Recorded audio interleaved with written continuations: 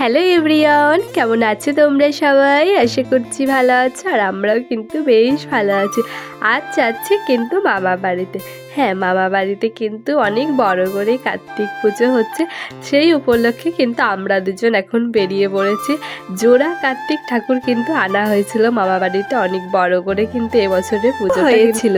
তাই দেখো আমরা এখন বেরিয়ে পড়েছি, আর এখন সন্ধে প্রায় হতে যায়, বেলা দেখো ডুবছে, সূর্যি মামা এখন ডুবে আসছে। আর এখন যাচ্ছে আমরা কিন্তু মামা বাড়িতে। অনেকটাই কিন্তু আমরা লেট করে ফেলেছি, আমাদের দুপুরে আসার কথা ছিল, আর এখন কিন্তু সন্ধে হয়ে গেছে প্রায়। দেখো সূর্যি মামা ডুবে গেছে প্রায়, আর এখন কিন্তু আমরা নৌকা পার হচ্ছি। আবার কিন্তু নৌকা পার হতে কিন্তু বেশ ভালোই লাগে। আর তারপরেই দেখো এসে দেখছি নাচানাচি শুরু হয়ে গেছে, সবাই মিলে খুব আনন্দ। আর এসে কিন্তু সবার সাথে দেখা হয়ে গেল, আর দেখো সবাই মিলে কিন্তু নাচছে। তারপর আবার কি আমিও কিন্তু নাচতে শুরু করে দিয়েছি।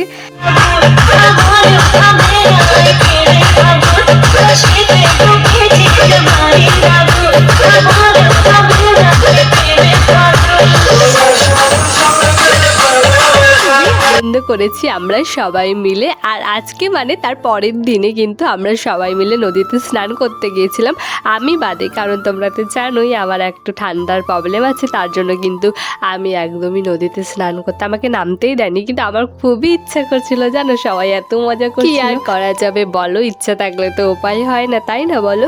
আর আমি কিন্তু ওদের মজাগুলো উপভোগ করছিলাম পাড়ে বসে বসে। আর দেখো ওরা কি মজাটাই না করছে একসাথে। আর এদিকে দেখো দিদিকে টেনে নিয়ে যাচ্ছে গভীর জলে, আর দিদি এদিকে চিল্লাচ্ছে মিষ্টি কিছু বলো বাঁচাও। আর এরা কি একজনের মুখে আর একজনের বালি ঢুকিয়ে দিয়েছে, মানে এত কাণ্ড করেছে। আর এদিকে দেখো ভাই দাদা মিলে একসাথে নাচ করতে শুরু করে দিয়েছে।